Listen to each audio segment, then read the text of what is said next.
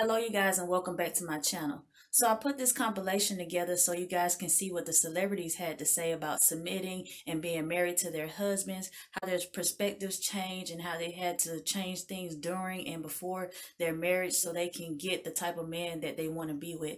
I, for one, I'm married and I also 100% agree with submission and just changing yourself and being the woman that you, being the type of woman that you want to attract in a man, and also submitting to the right person. It was a lot. It was, y'all would not believe everything I've learned in the last 4 or 5 years.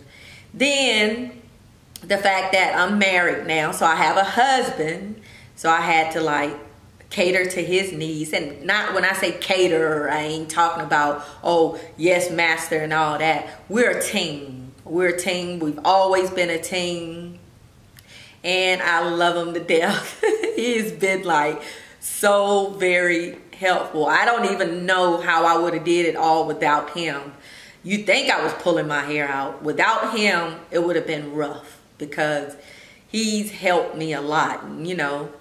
And the relationship, the whole marriage thing, I really enjoy being married. I used to hear all this stuff about being married is hard, being married is difficult, you got to work hard to be married and all of that.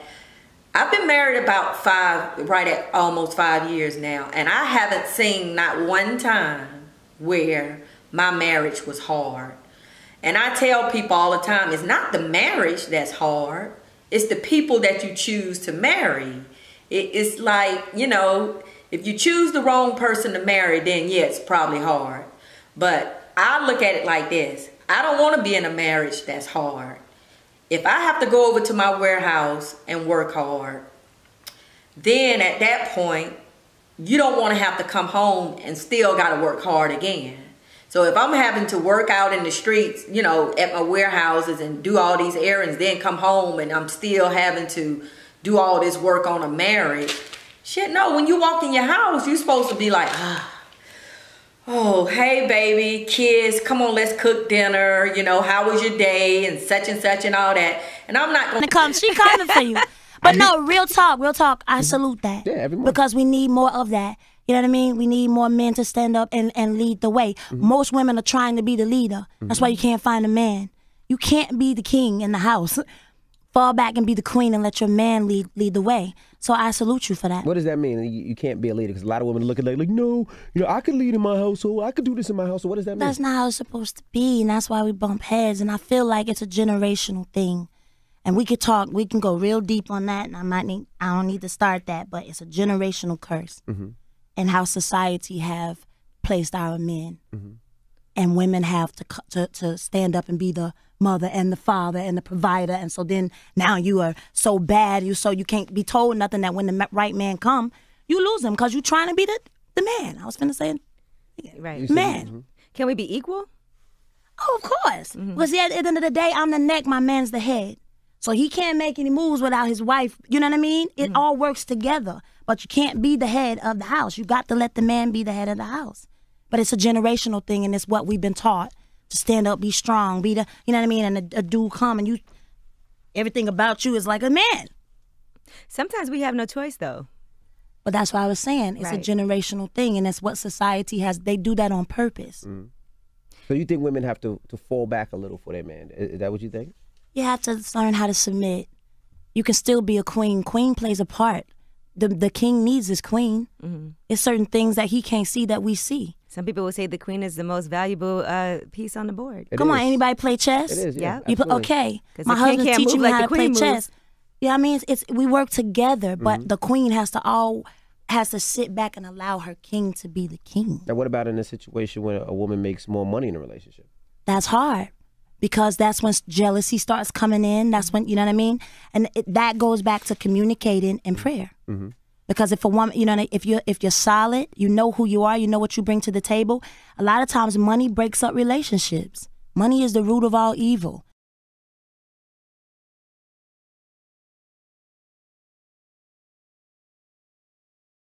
It is. So everybody's thinking about the wrong things. Instead of falling back and sitting and saying, let's play chess together. I got you. You got me. Let's go. But It's gonna be one of those where I'm refuting everything that she's saying, because I think there's a lot of truth in what she's saying. Although I partly disagree in some spots, but ultimately I just wish the conversation would have continued, you know, in which that ain't her fault because she's on an interview. It's a small little clip and all of that. But mainly in two parts. I think the conversation around submission needs to continue. It's time for it. And that's first off, where we contextualize what type of man is worthy of being submitted to, in which, in all fairness, I did see a video on Facebook they posted, her and her husband, where he did that, in which he described a man worthy of being submitted to as a man that was compassionate and consistent and diligent in the way that he followed God and quick to forgive and understanding and all of those different things, which that does not go without saying. We have to start adding that to this conversation, because right now it's still implied that, you know, the qualifications of the old days that our great grandmothers and so on were cool with, of a man that's being submitted to, is simply his bank account and his balls. And with that, he's good. And that's not the case. But secondly, and I would say even most importantly, man, is the part where she said that a lot of women these days are single because they don't know how to submit, or because they're trying to be the man.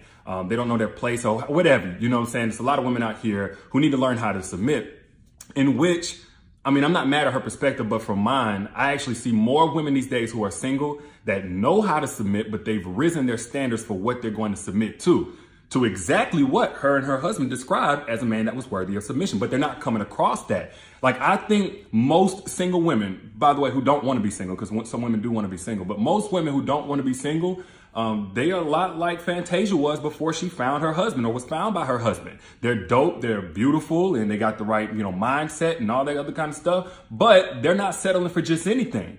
So think of it like this. If you got a resume that's proof of what all you can contribute to something and add value to something, you're not trying to just submit that to a shredder. Why? Because the end result is trash, and you work too damn hard on yourself and invested too much into yourself to end up with somebody that's going to take you to trash. You can be lit by yourself. Everything we rule with an iron fist. First of all, that's not love. What happens is, in my marriage, let me not speak for everybody, my marriage, I submit daily to the Most High. I stay in my scriptures. I continue to feed myself with things that help me build my character, to reshape my perspective that was messed up in the streets and dealing with different propaganda and programming and things like that, so that I can come to my wife from a pure position.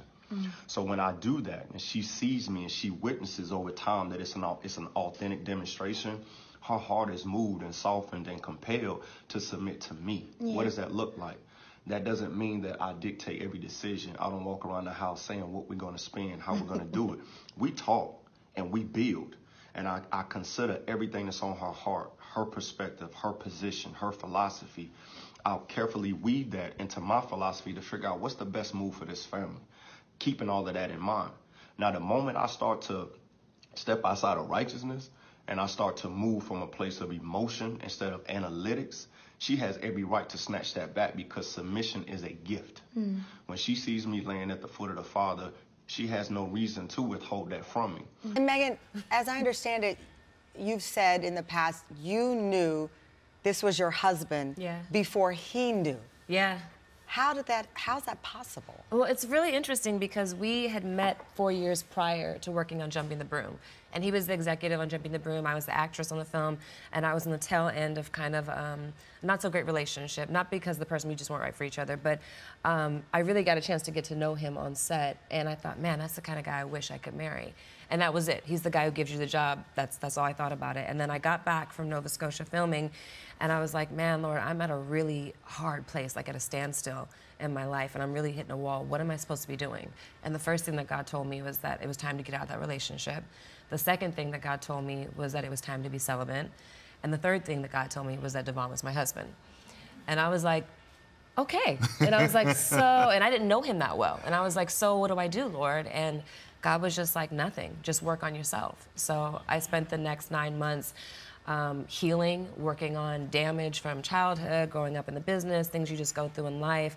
And about 5 months in, I started telling friends and family that Devon was my husband. They were like, oh, really? They're like, does he know that? And I'm like, no. They're like, so you had not even gone on a date? It ever, like, there was like a light bulb moment when it went off over my head, like, oh my God, he's the one.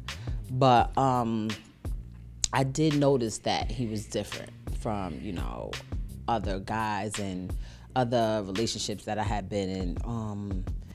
he had this thing where like he would never say a derogatory word about women. That was something that stood out to me, and that, you know, showed me more than, you know, he was already showing me, that he put women on, you know, this pedestal and held them in high regards and had a lot of respect for women.